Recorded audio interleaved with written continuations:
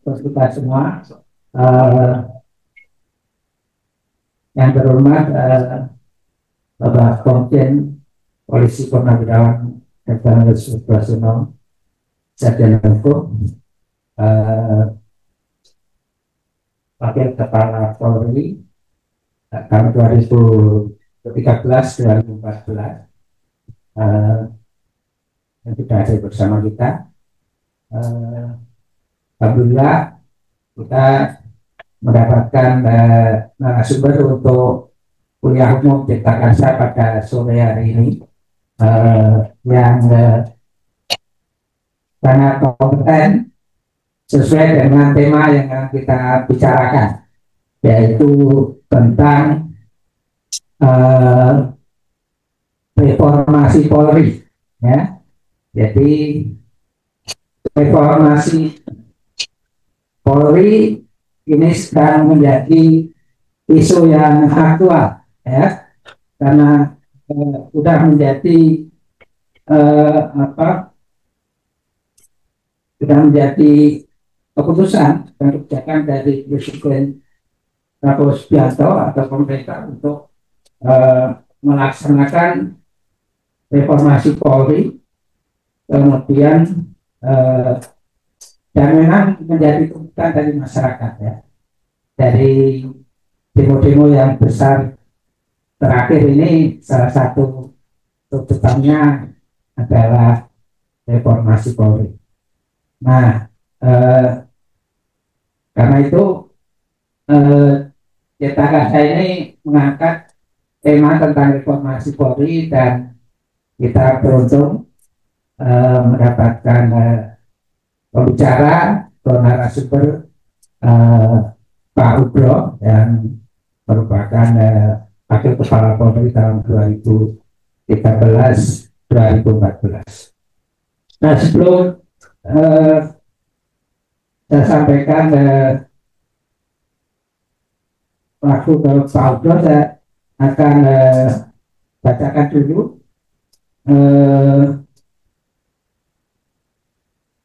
kurikulum vitae singkat dari Pak Ugro Sirno.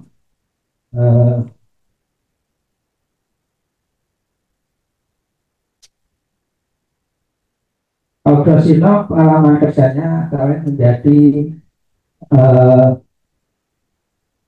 Kapolda di Sulawesi Tengah, kemudian pernah menjadi Kadif Propam Polri, ya, Kepala Divisi profesi dan pengamanan, kemudian Kepala Chief of Internal Affairs Division, yang Kadif Propam, kemudian Chief of Police Regional North Sumatera, jadi Kapolda Sumatera Utara, kemudian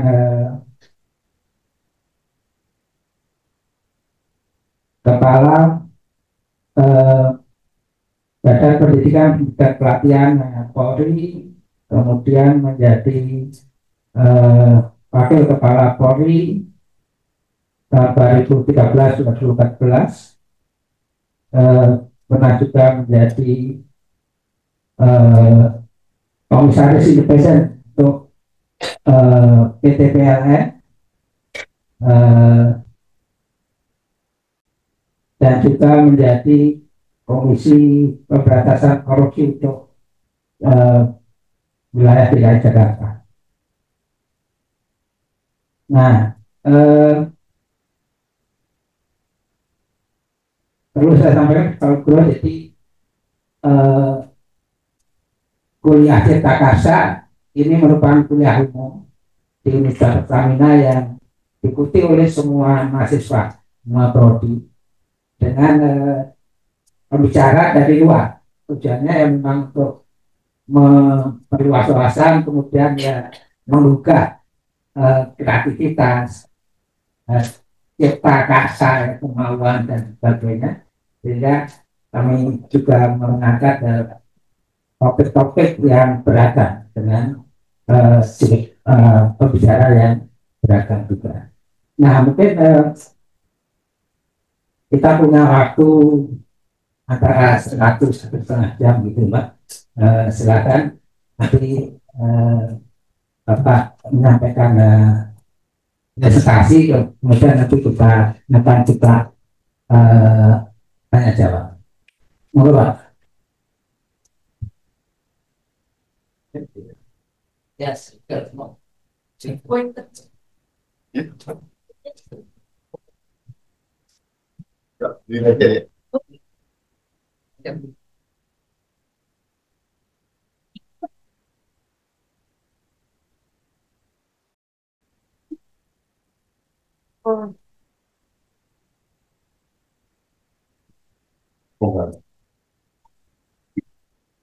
Assalamualaikum warahmatullahi wabarakatuh. Yang saya hormati Pak Ondi, rekan-rekan sekalian, para mahasiswa, mahasiswi Universitas Pertamina. Itu berdiri udah lama ya, Universitas Pertamina. Tahun 2016. Saya dulu lulus Akabri Kepolisian tahun 1978. Sering patroli sampai belum pernah lihat ada Universitas Pertamina ya. Jadi awalnya Pertamina itu di Medan Merdeka Timur atau Pertamina itu. Dan tahunnya patungnya Pak Ibnu Sawat di Bundaran Senayan itu. Jadi rekan-rekan sekalian, apa yang Pak Wahidi tadi, kenapa sih perlu ada reformasi Polri kira-kira gitu. Jadi ini ada pemikiran ingin melihat polisi yang baru ke depan. Presiden kita Pak Prabowo Subianto ini bagaimana? Karena banyak permasalahan-permasalahan berkaitan dengan tugas-tugas kepolisian, apakah itu dengan pemeliharaan Kamtipmas, bidang pelayanan masyarakat, perlindungan, penegakan hukum. Ya. Masalahnya sebetulnya bukan sulit, tapi siapa yang membawa masalah kepolisian sekarang dalam posisi yang Presiden sampai menyampaikan perlu ada komisi reformasi kepolisian. Diri saya sendiri saya sendiri sudah kaget, saya 35 tahun 2 bulan di kepolisian. Ya. Saya membuat laporan polisi kurang lebih udah 1 tahun lebih, ada 2 tahun belum tuntas. Saya mantan Wakapolri bikin laporan belum tuntas. Ini sebetulnya penyidikan polisi seperti apa bentuknya? Ya kan? Untung saya nggak teriak di publik. Oh ya, saya polisi itu belum tuntas, saya teriak di sini aja. Ya. Terus saya tanya penyidiknya, saya telepon, kenapa itu laporan saya nggak jalan-jalan? Jangan kita panggil dan mau panggil ahli perdana, ahli perdata. Yang dimaksud ahli itu apa? Ya, mereka nggak bisa bohong dengan saya tahunya kalau di KUHP hukum acara pidana ada keterangan saksi nomor 1 pasal 184, keterangan ahli nomor 2, nomor 3 surat, nomor 4 petunjuk, 5 keterangan terdakwa. Jadi sekarang penyidik polisi itu tidak yakin dirinya bisa, tidak yakin dirinya mampu, sehingga mengundang profesor dokter yang mengajar hukum pidana di perguruan tinggi untuk menjadi saksi pidana. Yang disebut saksi pidana itu apa? Apakah di hukum pidana itu ada ahli?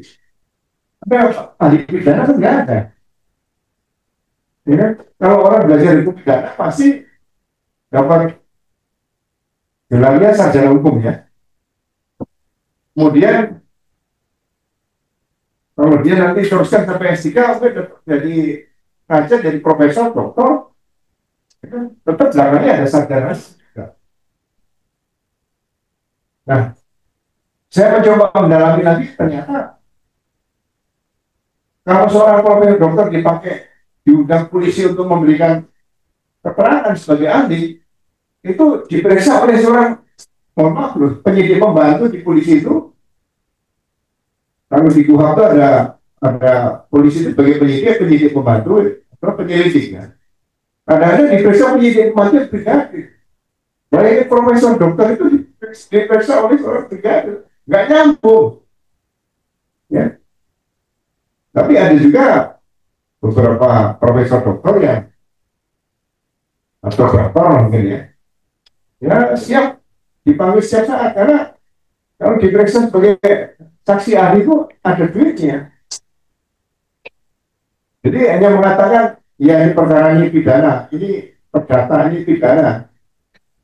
Nah, hal-hal seperti semacam ini akhirnya menimbulkan masyarakat itu ya termasuk saya muncul ketidakpercayaan. Ya. Sehingga kasus itu bertahun-tahun tidak selesai. Kemudian kalau mau laporan, orang mau laporan kehilangan mobil, laporannya kemana? Misalnya ibu-ibu, suaminya lagi tugas di Amerika, lagi belajar, ya, belajar menuntut ilmu suaminya karena ada dia beasiswa, ya. Begitu jam 6 pagi bangun mobilnya hilang, tinggal di daerah Cinakung sini, itu lapor kemana? Pasti lapor ke kantor polisi. Ya. Nah, begitu lapor kantor polisi, BPKB-nya di mana? Mobilnya hilang, STNK-nya terbawa di mobil. BPKB-nya yang nyimpen suaminya juga lupa. Ya. Nunggu BPKB ketemu, mobilnya udah jalan-jalan sampai mana? Dari jalan pagi sampai jam 12 siang itu kira-kira udah sampai Semarang mobilnya, udah lewat lagi sampai Surabaya mungkin ya, kalau lebih dari 12 jam. Nah, ini sampai sekarang juga belum ada sistem yang dibangun seperti apa. Sejak saya masuk polisi pertama, tahun 78 sampai 79 saya mulai dinas, sampai sekarang belum ada. Kemudian diambil perangkat mahasiswa-mahasiswa juga melihat beberapa kasus, misalnya kasus Eki Pina di Cirebon. Kasus mungkin ada KM 50. Sebetulnya tugas polisi ini seperti apa? Saya kemarin jadi saksi di pra-peradilan di Jepara pakai Zoom. Bendahara desa ibu-ibu dituduh korupsi, Pak. Bahkan saya tanya, kok bisa dituduh korupsi? Gimana awalnya? Ada polisi membuat laporan informasi, ada pembangunan jalan, biaya dari pemerintah provinsi Jawa Tengah, 200 sekian juta, udah selesai, udah pembayaran semua, ya kan? Kemudian polisi ada yang membuat laporan informasi, ada dugaan korupsi. Apakah polisi saja boleh membuat laporan informasi atau LI? Nggak boleh. Itu berarti ada istilah upaya mengkriminalisasi seseorang. Itu. Kalau reserse itu harus ada laporan masyarakat dulu, baru dibikin laporan polisi, baru diproses, ada surat perintah dimulai penyidikan dan sebagainya, baru diproses. Tapi kalau misalnya ada dugaan korupsi di pembangunan jalan itu, polisi bikin laporan informasi, dan itu sekarang terjadi. Karena ada peraturan Kapolri nomor 6 tahun 2019 yang bikin waktu itu Kapolri Pak Tito Karnavian yang sekarang mendagri itu nggak boleh. Nah ini sekarang kan ada reformasi yang mau dikoreksi juga. Nah, kejadian yang di mana di MPR, supir apa? Atau supir pengemudi ya, pengemudi ojek ojol ya. Kenapa sampai bisa terlindas kendaraan taksis yang beratnya berapa ton itu. Nggak usah kelindes. Kesenggol aja kena bempernya juga. Samping itu bisa mati orang. Bempernya itu tebal itu. Apalagi kelindes ya. Dan ini bagaimana penanganan unjuk rasa mahasiswa? Ya mohon maaf ya. Mahasiswa-mahasiswa yang unjuk rasa itu yang menyampaikan pendapat di DPR. Ada yang dipukul, ada yang di macam-macam lah. Ada yang dibawa ke kantor polisi, diperiksa, ada yang ditendang dan sebagainya. Apakah itu cerminan polisi sebagai pelindung dan pelayan masyarakat? Saya membandingkan waktu saya Kapolres Surabaya Timur tahun 97, 98. Usia berapa ya masyarakat nanti 98? Masih di mana kira-kira? Belum lahir. Oke. Saya waktu itu Letnan Kolonel, masih dua lah. Kalau sekarang AKBP ya. Jadi dulu Polri di bawah ABRI, Angkatan Bersenjata Republik Indonesia. Polri ada di situ. Ya. Ada perintah dari Panglima ABRI waktu itu. Orangnya masih hidup, Pak Wiranto. Jenderal TNI Wiranto. Sekarang penasihat atau penasihatnya Presiden kalau salah.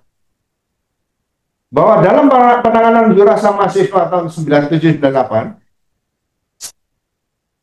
kalau mahasiswa tidak diatur, berikan peringatan dengan tegas. Kalau mereka masih tetap memaksa ingin keluar dari kampus dan di jalan, tindak tegas dan bisa lakukan penembakan terhadap mahasiswa. Dan begini. Terus, apakah saya akan mengikuti perintah Panglima ABRI waktu itu? Ya. Kejadian di Trisakti, mati berapa itu? Ya. 98. Saya langsung perintahkan bagian logistik, semua peluru masukkan gudang, kuncinya serahkan saya. Jangan ada satu peluru pun yang keluar. Saya melawan perintah Panglima ABRI. Panglima ABRI ditangkap, saya melatih dua. Dan saya tidak pecat. Padahal kalau melawan dalam ABRI dulu namanya insubordinasi, melawan perintah kasar. Akhirnya saya kalau unjuk rasa dengan mahasiswa di Surabaya itu, tiap hari minimal 5 perguruan tinggi yang gabung menjadi satu di UNER, Erlangga. UNER, ITS, ITAS, Unitomo, UNTAK, 5 ini. Saya kenal mahasiswa semuanya. Nanti dorong-dorongan ya. Jangan sampai nggak dorong-dorongan.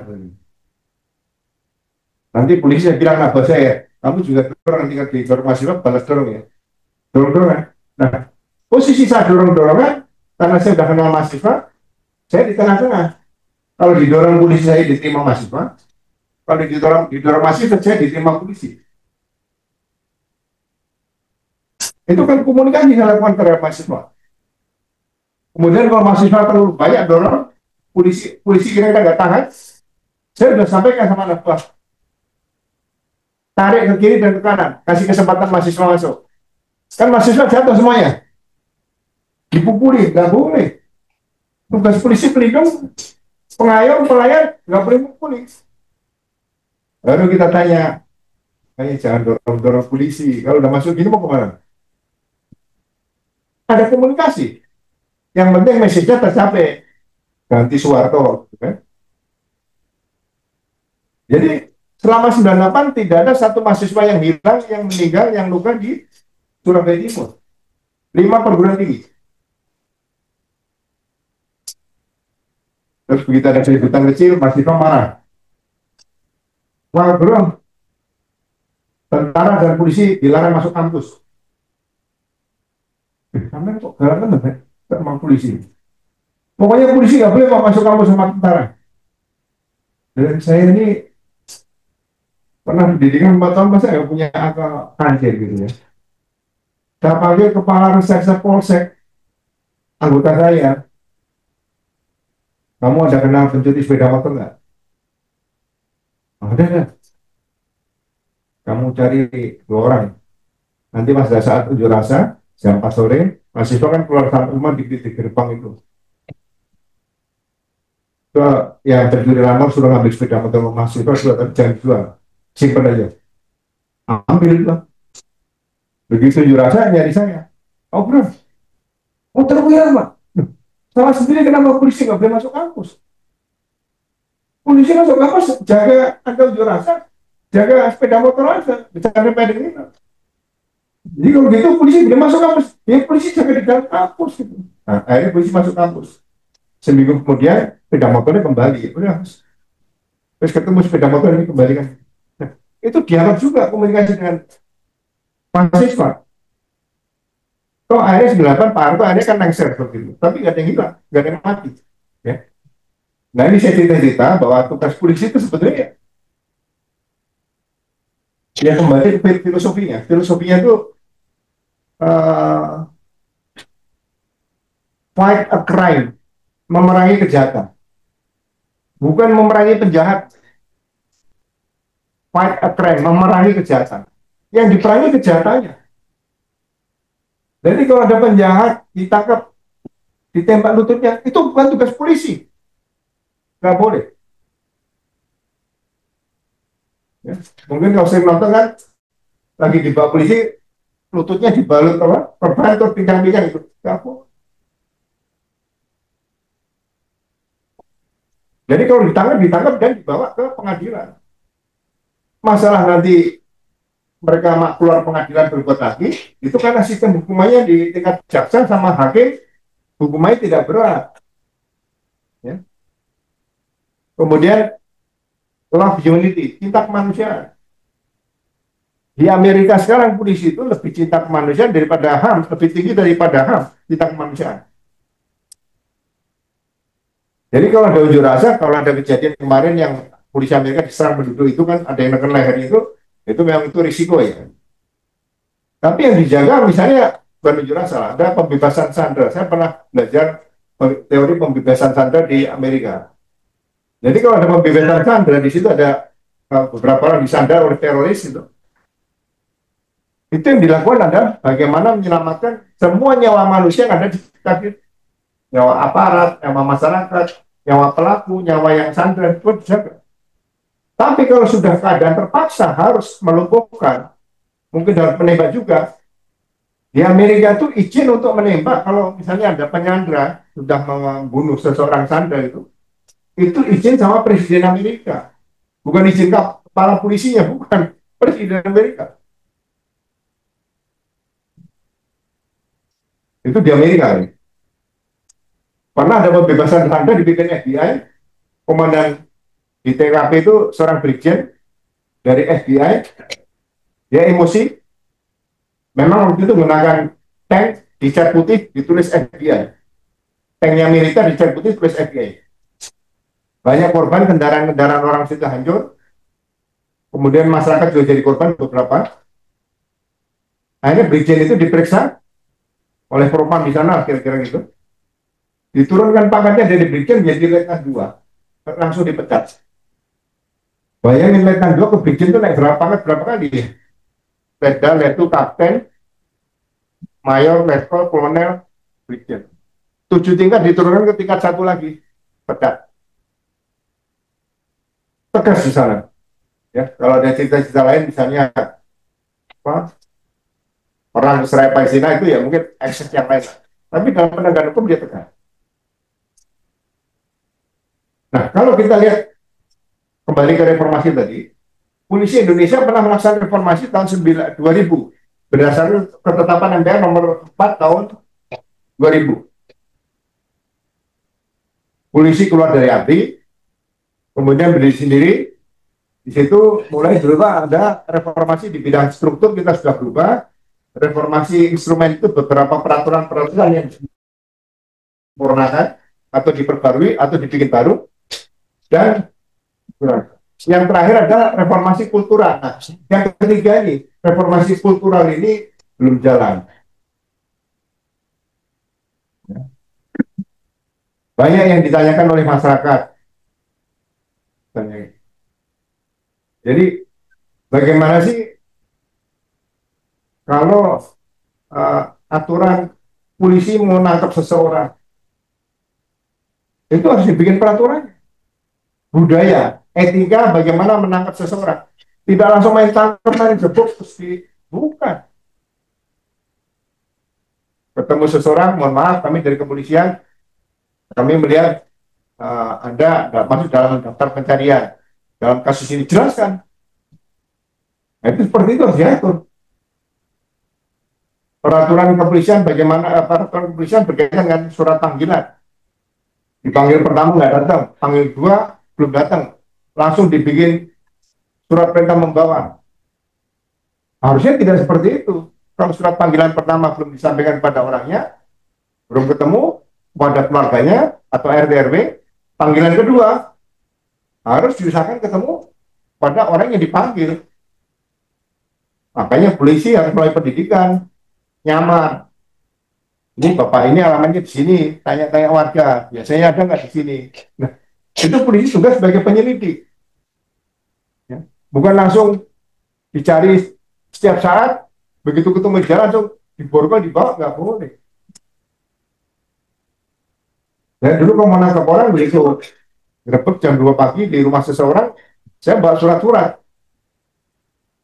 Saya bilang, saya dari kepolisian Polsek Menteng akan menangkap seseorang di sini, namanya ini, dan berinformasi ada di sini. Ini ada saudara saya bawa, apakah benar di sini? Oh iya Pak, itu ponakan saya memang ada di musola, ditampil di musola. Itu etika. Ya. Jika yang ditanyakan masyarakat sekarang misalnya gini,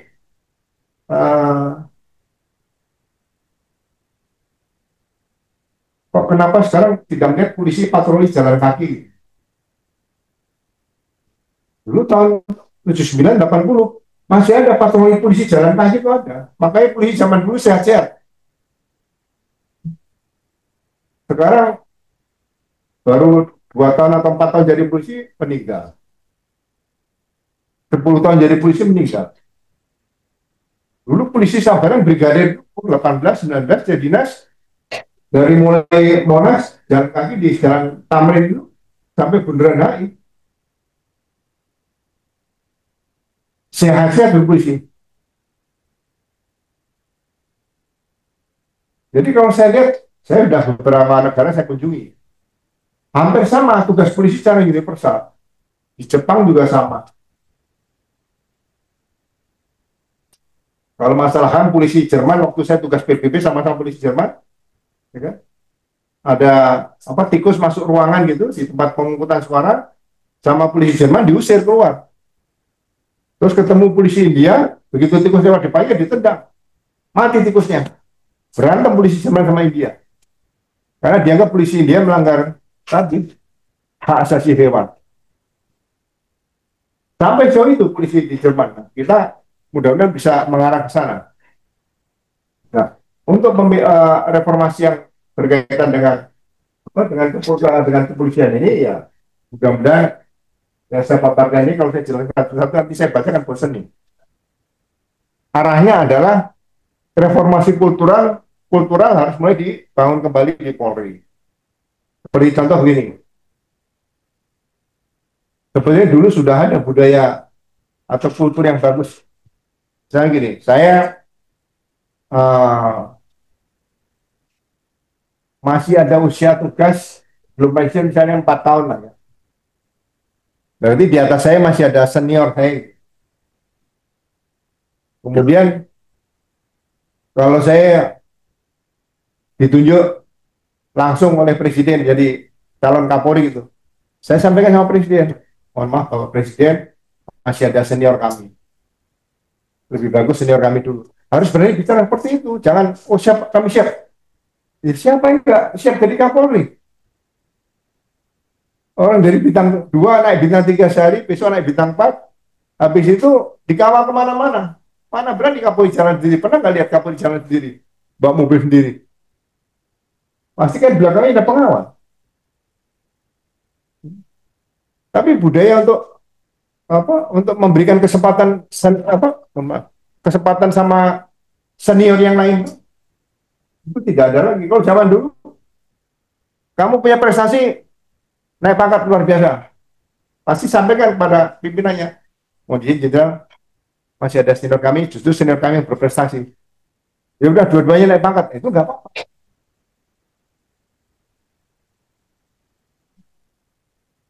Nah, sekarang ini Pak Listio ini hampir 5 tahun, ya, angkatan 91. Seniornya banyak tuh, 90, 89 waktu itu, 88 masih ada, 87 masih ada. Kelamaan. Padahal kalau kita jabat itu lebih dari 2 tahun itu sudah bosan. Tapi kalau kata kalau jabat Kapolri 4 tahun kira-kira bosan nggak? Ini nggak bosan kira-kira. Tapi jenuh ada, nggak punya kreativitas lagi gitu.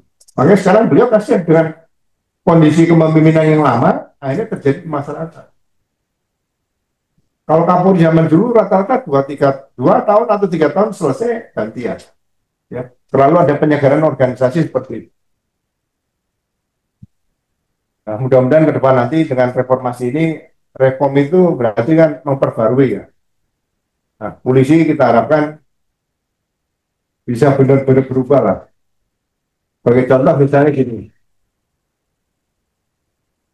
kalau ada masyarakat datang lapor ke polisi ini, harusnya tidak dihadapkan pada kondisi tanya jawab langsung 2 orang, tapi diajak di meja bundar, duduk ngobrol, ceritakan permasalahan seperti apa. Jadi polisi harus berperan seperti dokter yang menggali sakit yang diderita pasiennya yang datang ke seorang dokter misalnya gitu. Digali peristiwanya apa, bagaimana, kapan terjadi, apakah kalau itu berkaitan penipuan penggelapan, apakah ada perjanjian seperti itu. Itu harus dirubah seperti itu.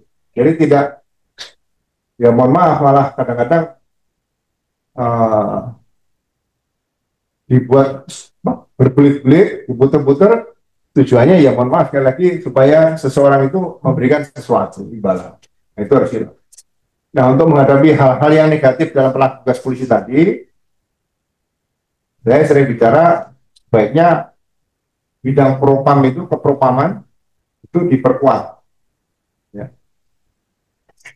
Kalau perlu dipimpin sampai ke bintang 3. Sehingga kalau ada Kapolri pun yang diduga melanggar etika profesi, bisa diperiksa oleh propam. Dan propam itu benar-benar aktif. Ya.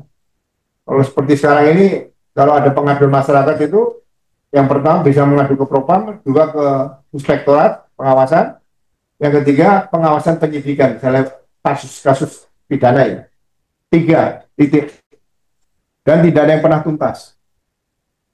Nah, ini kalau saya ditanya sama tim reformasi nanti kalau jadi dibentuk Pak Prabowo, ya saya sampaikan kuatkan propam, ya kan? Tidak ada lagi pemeriksaan-pemeriksaan oleh inspektorat maupun oleh pengawasan penyidikan yang juga di reserse, cukup propam aja. Kalau memang polisi ke depan ingin baik, saya kepengen ke depan polisi kehadirannya benar-benar diharapkan, dicintai, dan dimiliki oleh masyarakat. Saya kepengen polisi Indonesia itu seperti di Arizona. Kalau ada seorang polisi yang meninggal dunia, masyarakat di kota Phoenix, Arizona itu, semua mengantarkan pada saat perjalanan pemakaman polisi dari rumah juga sampai ke pemakaman.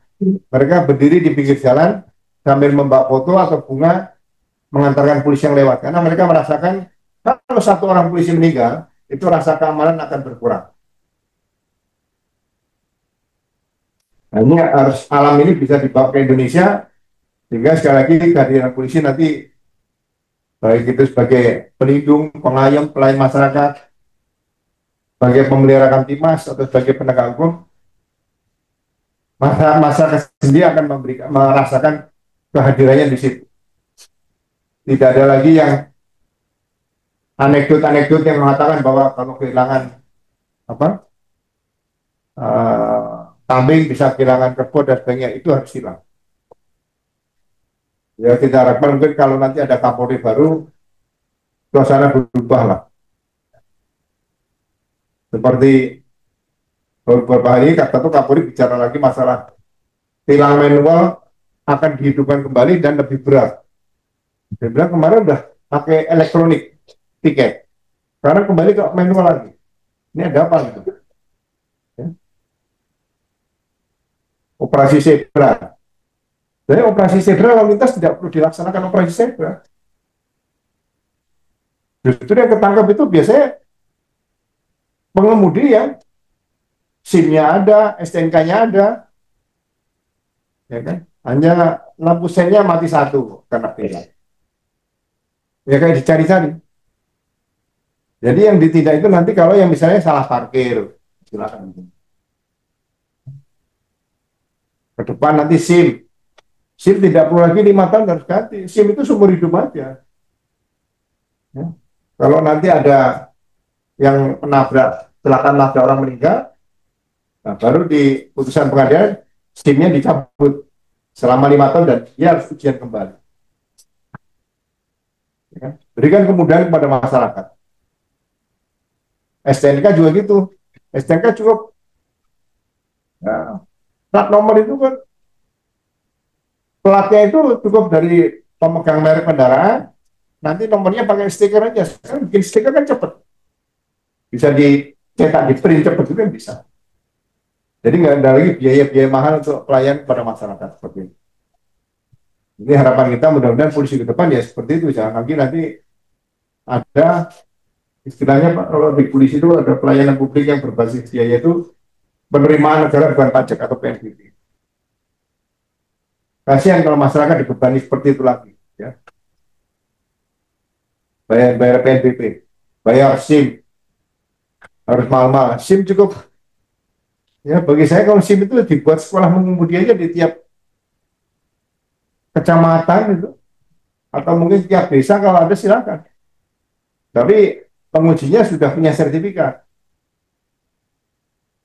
Jadi nggak perlu datang ke mana, kalau di Jakarta ini ke Danmopo, ke kantor-kantor antri gitu nggak perlu lagi. Ya sekolah mengemudi kan nggak terlalu sulit namanya sekolah kan. Kuliah aja bisa, masa sekolah mengemudi kan nggak sulit menurut saya. Nah, itu harus ciptaan oleh polisi. Saya waktu kelas 4 SD saja kalau sempat di kelas 5, kelas 6 lah. Baca buku cerita itu apa namanya? Komik ya. Itu di halaman belakang itu pasti ada cap telah diperiksa oleh Binmas Polri. Fungsi Binmas Polri itu sampai membaca buku-buku itu supaya kalau sudah dicap oleh Binmas itu berarti bisa katakanlah lolos sensor lah. Polisi sebagai pembina generasi muda, remaja, pelajar, mahasiswa dan pemuda itu berperan di situ.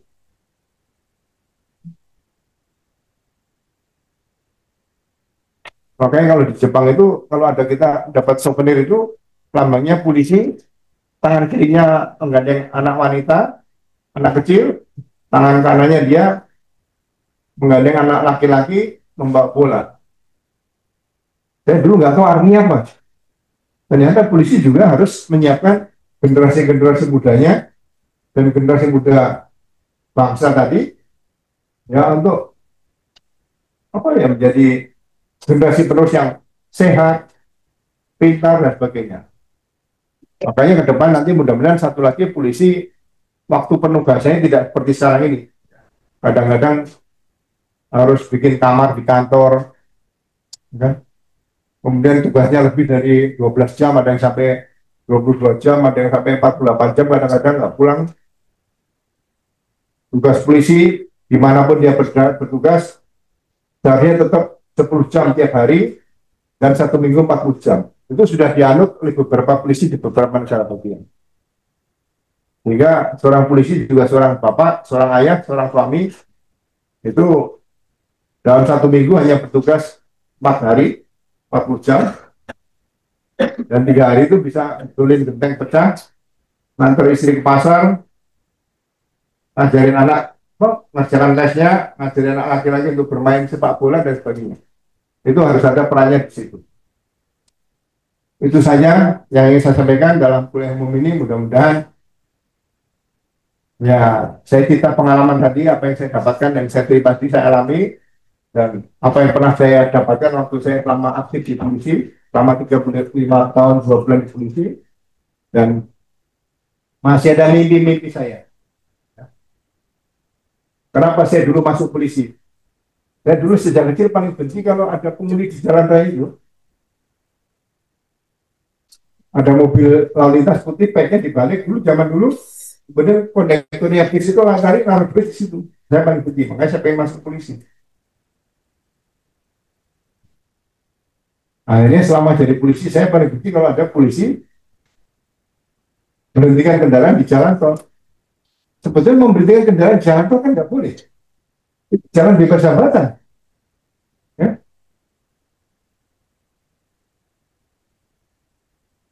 Tapi nggak ada yang larang. Ini mohon maaf, saya waktu saya pernah malam-malam sama supir diberhentikan polisi di jalan tol. Terus saya berhenti, saya buka kaca, polisinya deket situ, datangi saya. Pak, mobil Bapak nomornya tidak terdaftar. Kok tidak terdaftar gimana? Iya Pak, nggak ada daftarnya. Dalam hati saya, kita nih beres, kan kamu tahu mobilnya tidak terdaftar. Langsung saya pinjam bahasanya Pak Prabowo waktu kampanye dulu ada kan? Waktu masih debat Capres itu. Saya bilang, dasmu. Oh, siapa jangan. Takut. Hanya bilang, dasmu gitu, takut ya. Oh, berarti Pak Prabowo itu kalau bilang dasmu itu, berarti orang supaya takut. Ternyata polisi takut bilang, dasmu gitu takut. Gitu. Sambil buyar aja kan. Cari-cari malam-malam cari-cari kerjaan ya kan. Musuh, dia nggak tahu kalau saya polisi, mantan polisi nggak tahu. Terima kasih, saya akhirin. Wabillahi taufiq wal hidayah. Assalamualaikum warahmatullahi wabarakatuh.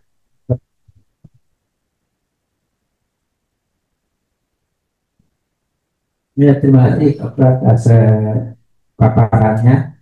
Eh, Langsung saja saya buka kesempatan untuk tanya jawab.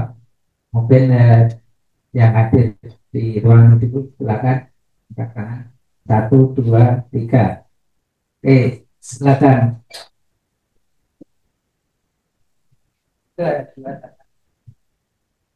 Pakai dua ya, silakan.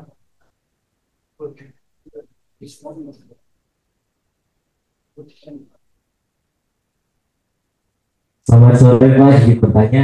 Perkenalkan sebelumnya nama saya Para Dairahu dari Prodi Manajemen Angkatan 2024. Izin bertanya, pertanyaan saya, em, bagaimana menurut Bapak reformasi Polri ke depan dalam membangun kembali kepercayaan publik, terlebih akhir-akhir ini runtuhnya kepercayaan publik terhadap tindakan-tindakan aparat yang mungkin melanggar etik. Itu saja, terima kasih.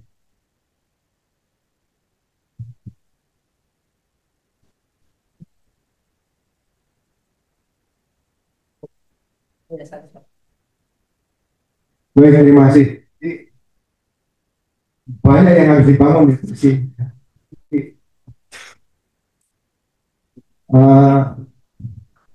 Terutama dalam penanganan, pertama penanganan unjuk rasa itu yang di depan mata ya.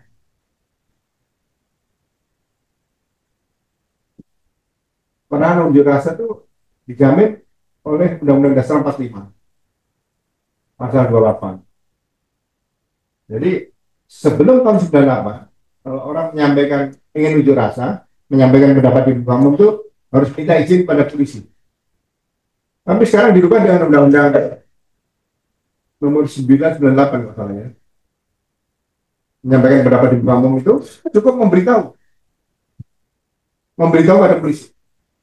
Nah, setelah memberitahu polisi, polisi nanti ke depan setelah reformasi sudah tahu kalau hari, tanggal, jam ada unjuk rasa di depan DPR.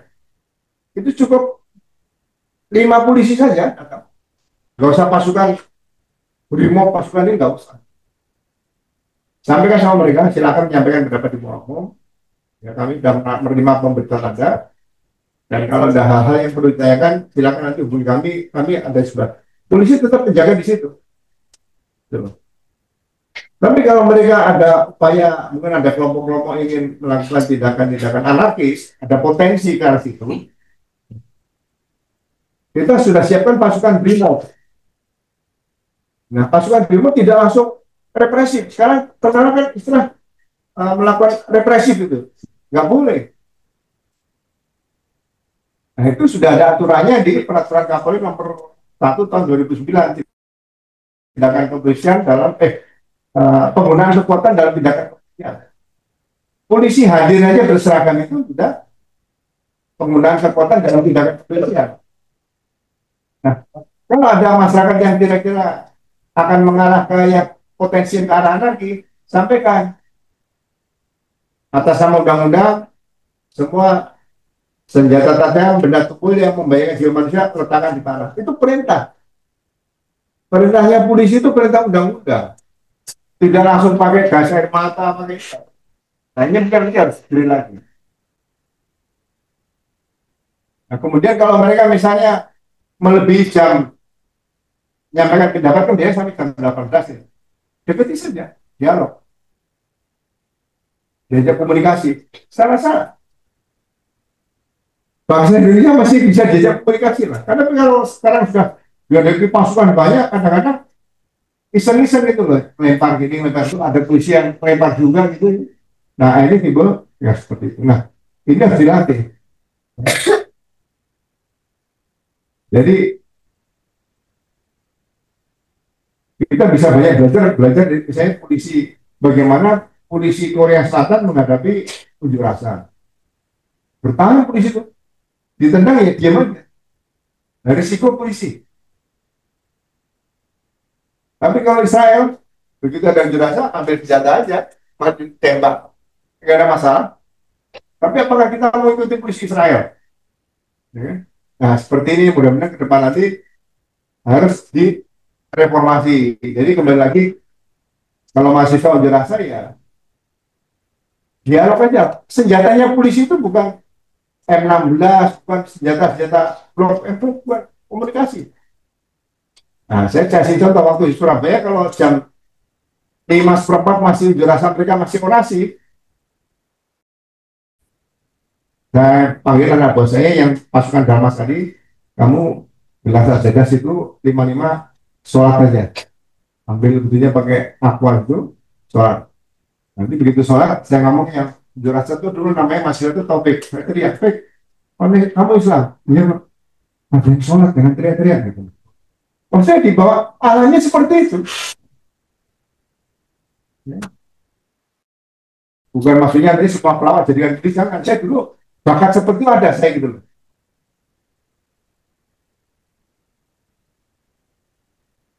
Orang itu lagi nyakit-nyakit didatangi mahasiswa, jatuh dipukulin pakai bambu. Saya kapolres begitu lihat, saya tutupi pada tubuh saya tutupi. Mahasiswa nggak pindah, karena mahasiswa tahu saya kan dari Unitomo di Surabaya. Apa ada apa gitu. Jadi dialog itu harus dibangun ke depan itu. Jadi sampai yang saya sayangkan nanti ke depan yang perlu saya usulkan pada polisi yang masih aktif ini, kalau Kapolri baru nanti, anggota Sabara yang ditugaskan di bagian Dalmas ini kan baru lulus SMA, masuk polisi baru berapa bulan, ya 6 bulan. Terus dia dapat pada mahasiswa, mereka biasa, wah rasanya ini lawan berantem, jadi kayak anak muda yang dulu masih kurang waktu bermainnya, terus jadi polisi masih ngajak berantem masyarakat, ya jangan.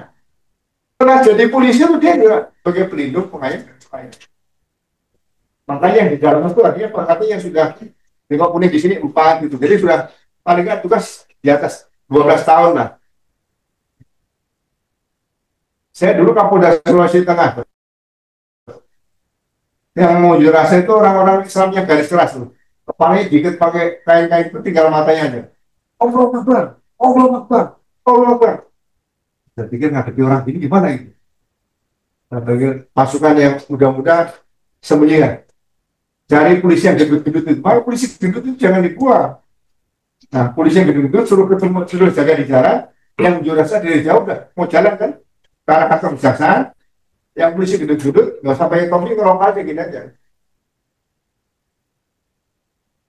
Nah, begitu yang jurus hati-hati, Allah Akbar, polisi coba. Kira-kira dia mau teriak-teriak lagi, nggak berhenti masih. Tapi kalau, oh, benturan. Ya. Makanya prinsipnya ilmu saya dulu, manusia itu ada 4. Yang waras, takut sama orang berani. Normal nih. Orang berani takut sama orang nekat. Betul ya? Orang nekat takut sama orang gila. Nah, orang gila, kita masih takut sama orang marah. Oke, kalau ngadepi orang gila, kita marah. Jangan sama orang gila, pasti berantem. Cuma dia itu paras, berani, nekat, gila. Kalau kita ada di masyarakat ini, masyarakat ini mau nekat atau gila nih? Kalau dia gila, ya kita marah. Jangan di, oh, kamu kalau polisi, bisa juga polisi mati, bisa juga masyarakat yang mati. Ya, itu saja kalau saya masih.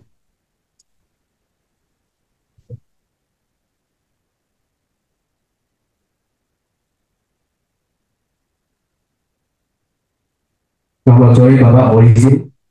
Perkenalkan nama saya Pisau Pramendra, saya dari Prodi Manajemen Angkatan 2024. Mohon izin untuk bertanya, selaku purnawirawan dan senior di kepolisian, menurut apa pandangan dari Bapak, apa sih target utama yang harus dicapai oleh Komite Reformasi Polri yang dibentuk oleh Bapak Presiden Prabowo Subianto agar dampaknya benar-benar terasa secara substansial pada perubahan kultural, struktural, dan instrumental Polri itu sendiri? Terima kasih Bapak. Iya, sebetulnya karena digambar Bapak Presiden itu rasanya polisi udah rusuh gitu ya. Jadi menurut saya kalau saya Kapolri berkoalisi gitu, ada situasi seperti ini, semua aturan-aturan, peraturan-peraturan kepolisian, peraturan Kapolri itu yang kira-kira tidak pas, evaluasi, dianalisa, perbaiki. Contoh, untuk pendidikan anggota polisi. Setelah lulus pendidikan pertama, pendidikan pembentukan, itu ke depan tidak perlu pakai seleksi-seleksi lagi. Pinterkan semua anggota polisi dengan biaya negara. Ya. Jadi mereka tidak mencari-cari, aduh ini nanti kalau saya waktunya sekolah harus cari kuota yang dapat penghargaan Kapolri, penghargaan Kapolda. Nah, timbul kegelisahan di antara anggota. Pinterkan semua. Yang pertama. Yang kedua, SPN, Sekolah Polisi Negara. Dari mulai saya sebelum jadi polisi sampai saya pensiun, namanya masih Sekolah Polisi Negara. Padahal yang dididik di situ adalah yang sudah lulus sekolah pendidikan menengah. Harusnya semua SPN, Sekolah Polisi Negara itu menjadi STPN, Sekolah Tinggi Polisi Negara. Sehingga walaupun mereka pendidikan beda, mereka adalah mahasiswa, bukan siswa lagi. Itu menurut undang-undang Sisdiknas ya. Nah ini kalau diangkat di situ kan alam mereka ini dari alam SMA sudah masuk sekolah tinggi, bukan universitas ya, sekolah tinggi Polisi Negara Republik Indonesia. Ini merubah kultur mereka. Nah, pendidikan berapa lama? Jangan diberi waktu hanya 6 atau 8 bulan, 2 tahun, atau mungkin 3 tahun di situ. Karena mereka lulus sekolah tinggi polisi negara, paling nggak diploma D3 lah. Karena kan nggak ada. Nah ilmunya diisi di situ. Ada ilmu-ilmu yang dasar, ilmu dari hukum, pengantarnya dia udah tahu. Ya.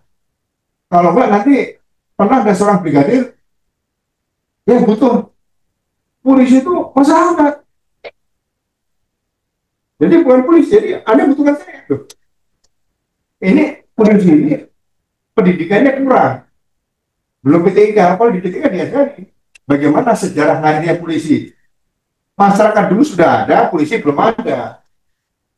Masyarakat dulu menyelesaikan masalahnya, mereka bicara dengan hukum adat dulu sendiri menyelesaikan. Tapi begitu sudah kesulitan menyelesaikan konflik sosial tadi, dibutuhkan perangkat semacam polisi tadi. Nah, memang dibutuhkan perangkat. Tetapi perangkat ini kan bisa menyelesaikan masalah. Tidak terus polisi yang mudah-mudahan, oh saya nggak butuh masyarakat, masyarakat itu keliru pandangan seperti itu kan. Jadi mudah-mudahan itu salah satu yang mungkin kalau nanti saya bisa pendapat ya, itu harus dirubah. Jadi begitu masuk itu kan ada SPN kan di Sekolah Tinggi Kepolisian Negara Republik Indonesia. Nggak ada lagi pendidikan polisi hanya 8 bulan itu. Kalau tamtama juga nanti ya itu harus diploma juga. Jangan sampai lulus tamtama itu masih kesannya itu tamtama dulu kan ijazah SMP bisa jadi tamtama. Sekarang nggak, sekolah tamtama itu harus yang paling bawah itu harus lulusan SMA. Bukan yang disetarakan oleh SMA-nya. Itu saja Mas. Masih.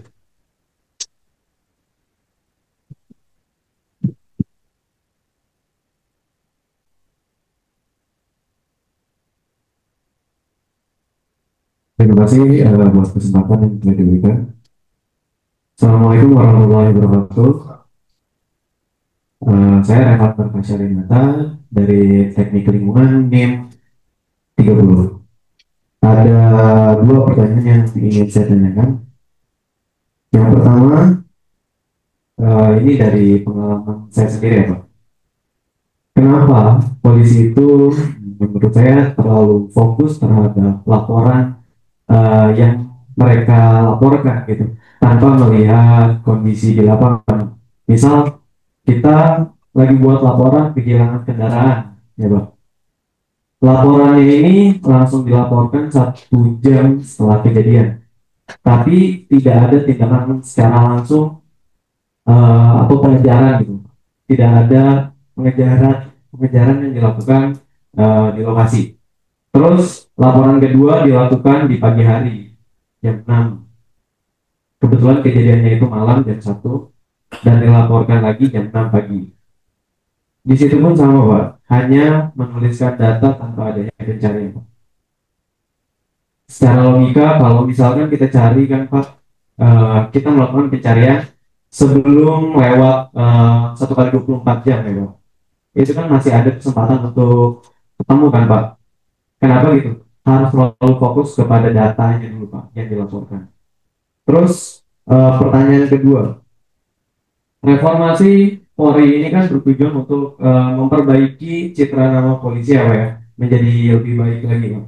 Tapi untuk sekarang ini sampai saat ini masih ada saya dengar cerita dari teman-teman saya atau saudara-saudara saya di luar sana yang ketika mereka ujian sih Mbak, masalah paling kecil aja dulu ya, belum berkaca demo atau sebagainya, masalah SIM Pak, ini masih ada kata untuk saya SIM ini hasil nembak kok, nembak aja biar gampang, nah gitu loh Pak. Mungkin itu aja sih Pak yang saya tanyakan. Terima kasih. Wassalamualaikum warahmatullahi wabarakatuh. Masih Mas, tadi saya baca di media sosial juga ya, orang pemuda di Setiabudi sepeda motornya hilang, tapi dipasangnya chip nanti. Lapor polisi juga 50 ini habis itu selesai dah. Terus dia minta bantuan tentara, dia bisa melacak pakai chipnya di mana, akhirnya ketangkep tentara. Ya. Itu kan quick respon dari aparat, tapi aparat militer. Kita malu gitu. Ya. Saya 2013 saya dengan beberapa rekan Telkom dan rekan-rekan polisi ini belajar belajar 911 di Arizona. Kemudian kita terapkan 110 itu kerjasama dengan Telkom, biaya lebih murah, dibangunlah software sama hardware-nya dari Telkom untuk menerima laporan dari masyarakat. Kemudian baru akan dikembangkan atau saya sudah mutasi lagi, tidak. Kalau ada kehilangan mobil, orang cukup kirim berita pakai WA. WA data kendaraan ada, foto kendaraan boleh. Ya. Kemudian dilihat data kendaraannya, petugas langsung disebar ke seluruh babin kamtipas yang ada di Indonesia. Tapi babin kamtipas di setiap desa itu kan ada 86.000. Loh, kalau itu diterima di ya, masing-masing babi kapten bisa nunggu di restoran, di pompa bensin, dan jalan tol pasti ada kerjasama, pasang CCTV. Nah ini kan memudahkan seperti itu. Nah ini belum dimakan betul oleh kepolisian seperti itu, sehingga ya ini bagian salah satu reformasi yang nanti harus diperbaiki, sehingga itu tadi kalau orang ibu-ibu bangun pagi, jam pagi lihat mobilnya di depan hilang dicuri orang, pagarnya buka. Suaminya di Amerika, dia mau cari BPKB nggak ketemu. Seharian, apa dia berani laporan? Nah ini sistem ini harus diperbaiki. Kalau SIM juga sama, SIM itu saya juga milih gini. Kenapa sih SIM harus 5 tahun sekali? SIM itu seumur hidup aja. Orang tiap hari mengemudi masa dia harus tes lagi 5 tahun 5 tahunnya? Apa ya? Akal sehatnya kita nggak jalan sih. Kemudian kalau dia melanggar kecelakaan lintas berat, misalnya ada orang meninggal, putusan pengadilan dia dicabut SIM-nya selama misalnya 3 tahun atau 4 tahun atau 5 tahun. Nah, dia nggak punya SIM, nanti harus ujian ulang. Nah, ujian SIM itu sekolah mengemudi dibangun saja di tiap desa, tiap kelurahan. Kalau nggak ada di satu kecamatan. Nah, kalau desa atau kelurahan ada satu sekolah mengemudi, ya, dan itu bersertifikat, satu sekolah mengemudi bisa membuka lapangan kerja 10 orang, kali 860.000 tenaga kerja bisa diserap di sekolah mengemudi. Orang bisa belajar pakai simulator dulu, belajar nggak apa-apa, peraturan lalu lintas, belajar nggak apa-apa, seperti bimbingan belajar itu. Nah ini harus diciptakan seperti itu. Jadi tidak perlu ujian SIM itu harus ada ngokot, nggak usah. Ini bagian yang nanti ke depan, ya sekali lagi, polisi sebagai aparat negara tidak harus lagi nanti wajib mencari penerimaan negara bukan pajak atau PNBP tadi melalui pelayan-pelayan itu. Waktu saya pertama kali tugas, masuk kantor polisi nggak bayar, Pak, parkir nggak bayar. Sekarang diciptakan parkir bayar. Loh, kenapa? Polisi tugasnya melayani masyarakat, tapi masyarakat mau minta dilayani, datang mau laporan, harus bayar parkir kendaraan di situ. Nggak perlu, itu harus dihilangkan. Jadi jangan sampai jadikan objek. Nah, hal-hal seperti ini mungkin kalau saya kan merasakan dari tugas di Polda Metro itu mobilnya nggak sepenuh sekarang ini kalau di Polda Metro itu. Dulu di Polda Metro memang ada norma bukan aturan.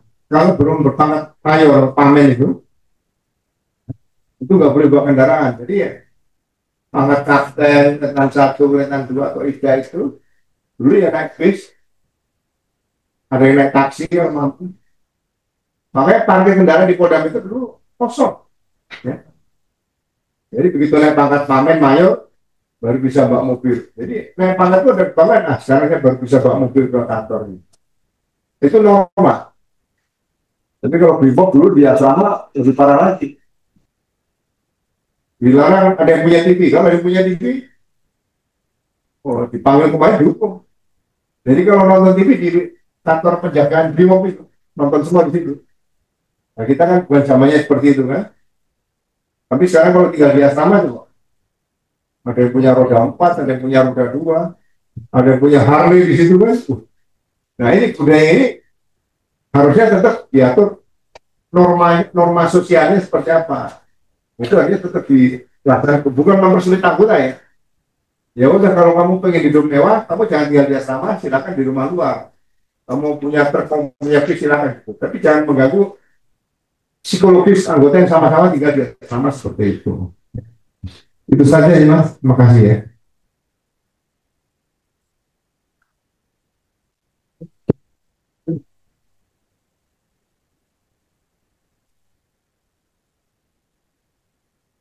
Oke, ada lagi orang boleh. Kalau mungkin ada yang mau bertanya, ya masih dua ada. Belah sana ini atau ujung sana. Dan bertanya,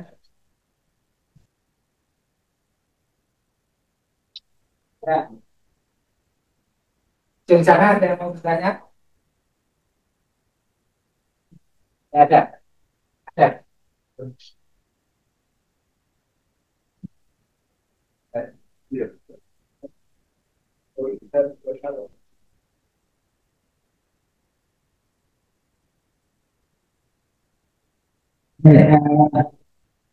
Tapi yang saya kira waktunya sudah jam 16.40. Kita akan akhiri eh, kuliah Cipta Rasa pada sore ini. Eh, Kami ucapkan terima kasih pada Pak Tuasino yang sudah memberikan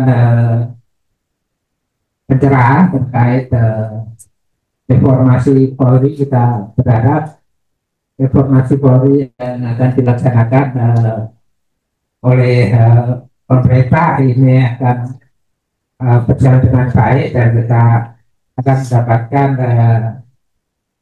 apa tim kepolisian atau institusi kepolisian yang ideal ya, yang lebih demokratis, manusiawi dan dipercaya oleh publik. Ya. Terima kasih Pak Bro, kita akhiri kuliah pada sore ini. Kalau dari saya ada kekurangannya mohon maaf. Assalamualaikum warahmatullahi wabarakatuh.